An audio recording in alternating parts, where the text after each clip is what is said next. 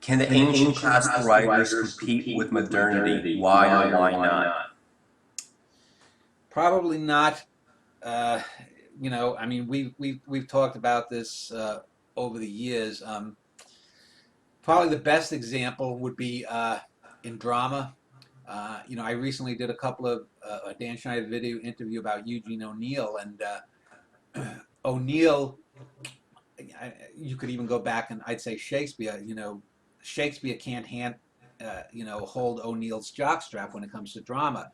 It wasn't until you got to the modernists that you got real characters that breathed, that did little things, that looked at things a certain way, that paused in reflection over something that happened 30 years ago.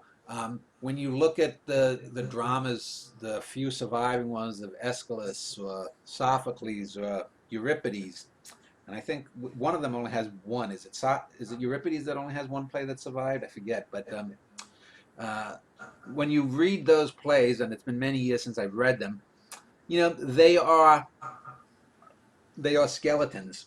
They are the skeletons of drama. By the time you got to Shakespeare, you got the musculature, and if you've ever seen you know uh, the human body with just the musculature, and it was the modernists that put full flesh and then made active drama, and it's very difficult. There's a great debate going on over just when human beings became modern. There's a fellow who wrote a book. I forget the name of it, but remember a few years ago, I was arguing with someone about it. The book's belief was basically that the human mind only became modern a few thousand years ago, uh, and I think that's a mistaking of the cultural maturation, because you look for example, online, how much information we have online now, and look at how much wisdom there is, or knowledge.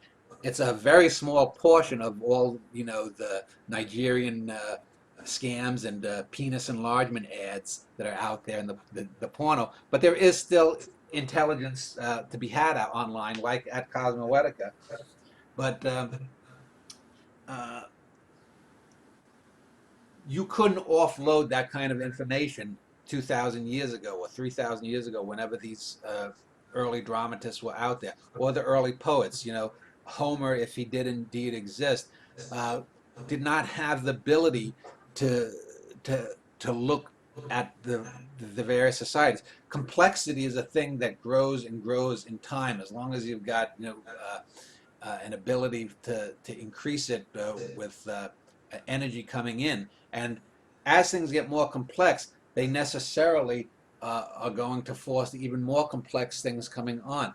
Complexity in itself doesn't mean greatness. You can have a very great poem that you can look at from 200 or 300 years ago, a pre-modern poem, some of the poems of Blake, John Donne. But even at his most profound, say John Donne, who isn't really an ancient poet, but or if I go back to the Tu Fu example of the soldiers coming home from battle, um, one of the reasons that poem stands out so greatly is because it's something that wasn't addressed in poetry before. Poetry was all about, if we're talking about battle, the great sword being wielded, the shield, character X leads against the vile hordes and succeeds. It's a very Beowulf kind of approach to uh, poetry. But even in that brief poem, someone like Tufu totally undermines that. So you get these little glimmers of that. You could probably, if I reread the three major Greek dramatists I mentioned, I could probably now see some of those things, but uh, they would still be very fleeting and very scarce.